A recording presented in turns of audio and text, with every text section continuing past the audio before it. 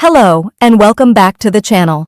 In today's video, I'll guide you through the complete process of downloading, installing, and setting up RD Tunnel VPN on your Android device. This app provides fast servers, multiple protocol options, and a simple way to secure your internet connection.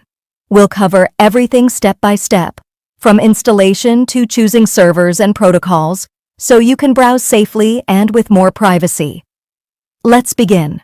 First, open your preferred web browser, such as Chrome, and go to the search bar. Type UDP Custom Website and press Enter. From the search results, tap on the official UDP Custom website. This will take you to the home page. Once you are on the home page, look for the menu icon, usually in the corner of the screen. Tap it and a list of options will appear. From this list, select Free VPN to continue. On the VPN page, you'll see several options.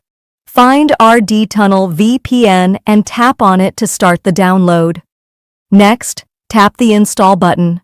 The installation may take a few moments depending on your internet speed. Once it's finished, an Open button will appear.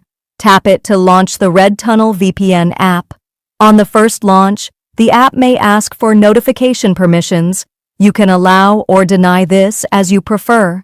After opening the app, you'll arrive at the home screen.